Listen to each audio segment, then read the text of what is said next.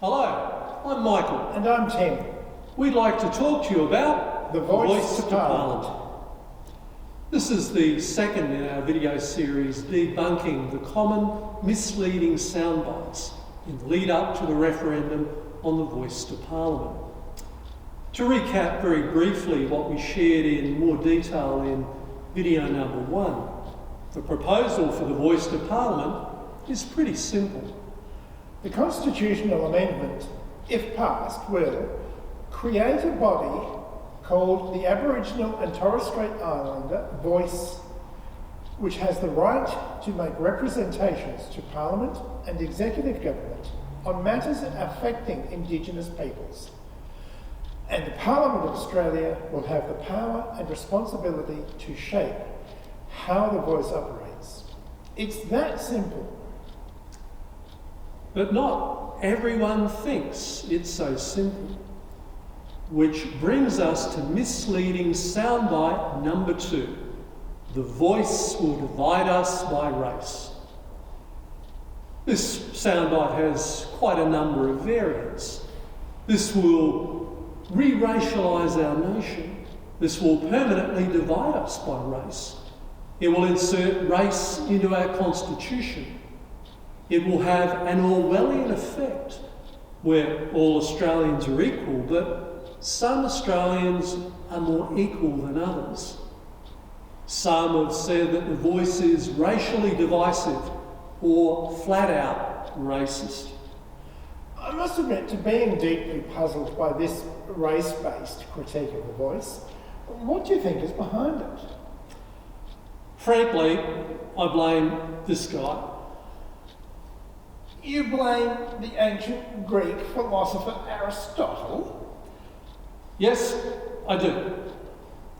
Aristotle was a fan of a particular form of logical deduction. An Aristotelian syllogism is comprised of 3 parts. A major premise, which is self-evident, a minor premise, which is also self-evident, and a conclusion which logically flows from the 2 premises. For example, all men are mortal. Socrates is a man, therefore Socrates is mortal. You get the drift. And you can see how it's so logically compelling. Now, in the case of the Voice to Parliament, opponents of the voice have the following. As their major premise, racism in all its forms must be opposed. The minor premise is that the voice to Parliament is racist, with the inescapable conclusion being that the voice to Parliament must be opposed. So, hey, maybe they've got a point. I mean, the first premise is self-evident. Racism in all its forms must be opposed. And if the second premise is self-evident, if the voice to Parliament is racist, if it amounts to preferential race-based treatment of one race ahead of everyone else, then maybe we're logically forced to oppose the voice. The major premise is self-evident and unarguable. We should oppose racism in all its forms. But what if the minor premise is flawed? What if the voice is not in any way racist? Well, I guess if the minor premise is flawed, that if the voice is not in any way racist, that would mean that the conclusion to oppose the voice doesn't naturally follow. We're going to be demonstrating in this video episode that the Voice to Parliament, far from being racist or representing race-based preferencing of one group over another, is precisely the opposite. Let's start to inspect this misleading soundbite by looking at one of the variations of the soundbite. This will insert race into our constitution. The leader of the opposition, Peter Dutton, thinks very highly of the Australian Constitution, which came into effect at Federation in 1901. He thinks highly of the shapers of the Australian Constitution, and he believes that the Voice Amendment will insert race into our Constitution. The clear implication, listening to the opposition leader, is that race would be an alien and unwanted addition to our Constitution. A brief excursion on the Constitution and its history is definitely called for. The 1901 Australian Constitution was shaped by the white Anglo culture of its time. To give us a flavour for the nature of that culture, here's a quote from Edmund Barton, one of the shapers of the 1901 Constitution and Australia's first Prime Minister. In the debates leading up to Federation, he said, "The Commonwealth should have the power to regulate the affairs of the people of coloured or inferior races who are in the Commonwealth." Elsewhere, he said, "There is no racial equality, there is basic inequality. These races are, in comparison with white races, I think no one wants convincing of this fact, unequal and inferior." You might imagine that these attitudes, which by today's standards are deeply racist, would have influenced the shaping of the Constitution, and they did. Barton argued for the incorporation of a race power into the Australian Constitution so that the Commonwealth could make laws for these so-called inferior races. Barton got his way and the race power of the Australian Constitution came into being. Section 51, Clause 26. Another section of the 1901 Constitution, Section 25, takes for granted that the states can discriminate against people on the basis of race by disqualifying them from voting at elections. The Australian Constitution, which came into effect in 1901, was by our standards racist at its core. That constitutionally enshrined race-based discrimination must have been pretty tough on the Indigenous peoples of Australia in 1901. Actually, the 1901 Constitution's race power didn't actually apply to Aboriginals. They were specifically excluded from the race power under the Constitution, not because they were considered superior to the so-called inferior races such as the Chinese that the race power applied to. Far from it. It is likely that they were considered a dying race and best left to the states to deal with, not the Commonwealth. And in addition, Aboriginals were constitutionally excluded from being counted in the census. Well, I guess all that changed in 1967 at that referendum. I guess all that nasty racist stuff went away. Yes and no. Two things happened at the 1967 referendum. Section 127, which prohibited Aboriginals from being counted, was repealed. And the race power of the Constitution was extended by removing the previous exclusion of Aboriginals. The Commonwealth could now make laws for Aboriginal peoples. Some of the laws and policies that have been enacted since the 1967 referendum have been for the benefit of Aboriginal people. Some of the laws and policies enacted have been to the detriment of Aboriginal peoples. The race power of the Australian Constitution is an enduring echo of the racist worldview of the founding fathers of the Australian Constitution. The race power is still in the present Australian Constitution, and the race power will still be in the Constitution, whether or not the 2023 referendum passes or fails. A fundamental point to make here is this. The 1967 referendum gave the Commonwealth the constitutional power to make laws for Aboriginal and Torres Strait Islander peoples. It gave, however, Aboriginal and Torres Strait Islanders themselves absolutely no right to be heard about how those laws and policies affecting them got enacted. The 2023 referendum on the voice to Parliament seeks to complete the unfinished business of the 1967 referendum. It seeks to give Aboriginal and Torres Strait Islander peoples a voice in how laws and policies relating to them are made and enacted. How much more logically compelling can it be? Okay, I take your point on the history of the Australian Constitution, but haven't we moved on beyond our racist history? I mean, our former PM, Tony Abbott, argues that we need to be opposing racism in all its forms, including race-based preferencing of Aboriginal peoples. He reckons it's a mistake to give about 4% of the population more of a say over how our government and parliament works than everyone else. Playing the devil's advocate, shouldn't Aboriginal peoples be treated the same as everyone else?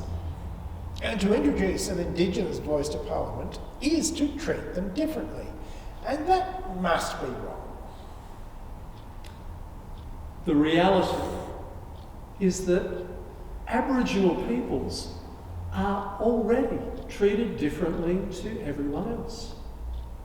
Because of the effects of dispossession from their lands, long-standing race-based mistreatment and intergenerational trauma, Aboriginal peoples are on average the most marginalised, the most impoverished peoples in Australia, as per the Closing the Gap statistics. In order to address these problems, the states and the Commonwealth currently spend some $6 billion every year on specific programs to help Indigenous people. They are already treated differently to everyone to address the obvious outcomes of historic injustice and maltreatment. A key practical point to make is that because Aboriginal peoples are already being treated differently through these programs funded to the tune of $6 billion annually, doesn't it make sense that the money gets spent more effectively? That is the pragmatic argument for the voice to Parliament. Looking just at the money side, if the voice's grassroots advice to government leads to a mere 1% efficiency gain, that would save $60 million of that $6 billion every year. But even more important than money is that the voice, if it can offer grassroots advice to government about matters that affect Indigenous peoples, then it's hoped that the outcomes and the quality of life for Aboriginal peoples will improve. But what about the argument that this voice amendment enshrines a difference between citizens of Australia based on race? The voice amendment to the Constitution is not fundamentally about race. This has been well explained by two people in particular. The first is Chris Kenny, journalist and member of the Indigenous Voice Co-Design Senior Advisory Group, where he argues that it is absolutely not about race, but about the fact that the Indigenous peoples inhabited this land first, that they have been treated very poorly. They trail the rest of the country in so many outcomes, and that they're subject to specific laws and policies from government, and therefore they deserve a say on how all this is managed. It's not about race. This is what it's about. Similarly, Dr. Rowan Nicholson, lecturer in constitutional and international law at Flinders University, places the voice in a legal, constitutional and international law perspective, where he says, the voice is not about race as such, it's about indigeneity. Indigeneity is a legal concept. In international law, Indigenous people generally means the people who've been dispossessed by settler colonialism. Indigenous peoples have certain rights in international law, something called the right to self-determination, the right to have a degree of influence over their own affairs. They are treated differently because they have a different and unique legal status based on their unique historical experience. And a legal status and legal rights such as native title, which simply does not logically apply to other peoples. It's really not rocket science when you hear an academic in constitutional and international law explain it like this. Well, academics are one thing, but what about everyday Australians? We've heard the opposition leader suggest that everyday Australians are going to miss out on something if the voice is enacted. He said it will have an Orwellian effect, where all Australians are equal, but some are more equal than others. Isn't that going to make everyday Australians envious and resentful of Aboriginal peoples? Let's examine the logic of that. Aboriginal people, on average, lag well behind non-Aboriginal Australians when it comes to such measures as wealth, health and longevity.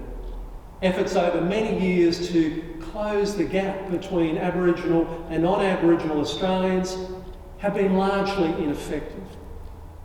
What sense does it make, therefore, to resent or to envy Aboriginal people who are, on average, doing so much worse? What sense does it make to engage in downward envy of the most impoverished and marginalised people in our country? I'm actually wondering if it makes more sense, rather than looking down in envy and resentment, to open our eyes and to look up.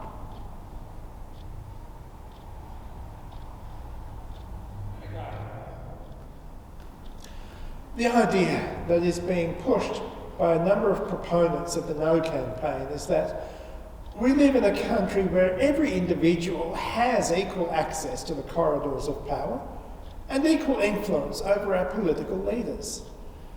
And that introducing the voice is going to change all that in favour of Aborigines. This assertion is ludicrous at the extreme.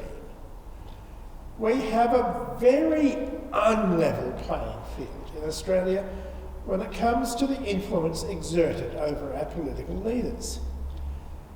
Wealthy individuals and big business spend literally billions of dollars every year on lobbying to maintain access to the corridors of power and maintain their influence over our politicians. This subject is way too big to do justice in this video. The point to make, however, is twofold. The idea that we currently live in a level playing field in Australia, with everyone having equal influence over the government, is simply living in fantasy land. And do we really think that granting Aboriginal and Torres Strait Islander peoples, the most marginalised people in Australia, a transparent voice to Parliament and the executive government is a bigger insult to our egalitarian ideals than the opaque backroom dealing of lobbyists funded by the wealthy and powerful? The final aspect of this misleading race soundbite is the deep irony of it. the irony that a people historically subjected to race-based mistreatment and discrimination of the worst form should be accused of receiving race-based preferential treatment through the proposed voice to Parliament. There have been countless shocking examples of racist attitudes and practices in our world. The slave trade, the Holocaust, apartheid. In Australia, there have been examples of racist attitudes and practices toward Aboriginals too numerous to count. 2 examples will have to suffice. Something that struck me so powerfully when I first saw it was an advertisement for soap in the 1920s in Australia. Nulla Nulla Soap, Australia's white hope, the best household soap, knocks dirt on the head with a nulla nulla striking an Aboriginal person on the head, with that Aboriginal person helpfully labelled as dirt. We have all heard of the stolen generations where, in many cases, Aboriginal children were forcibly taken from their mothers and fathers. Near the Adelaide suburb of Blackwood is the site of the former Colebrook home, where stolen generation children were taken.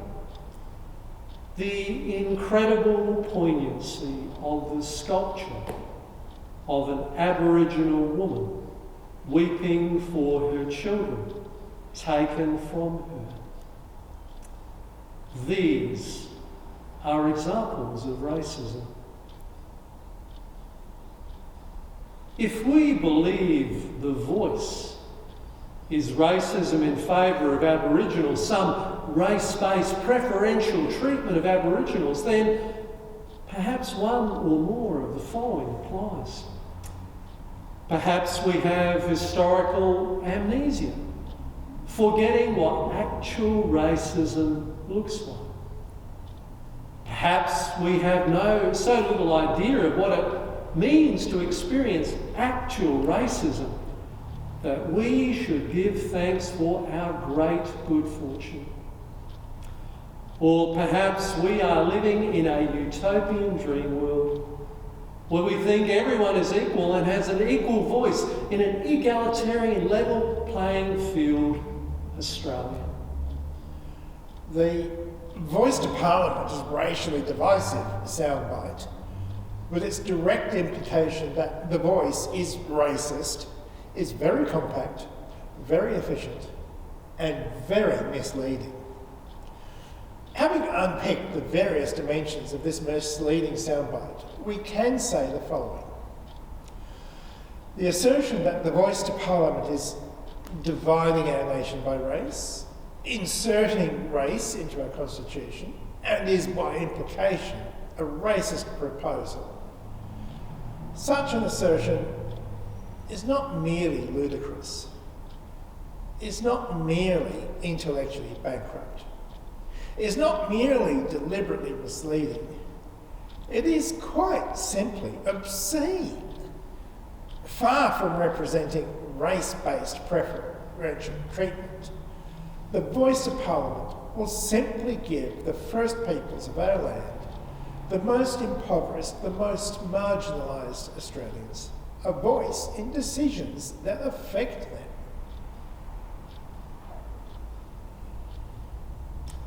Thank you for joining us in this video tackling one of the common misleading soundbites in the lead up to the Voice referendum.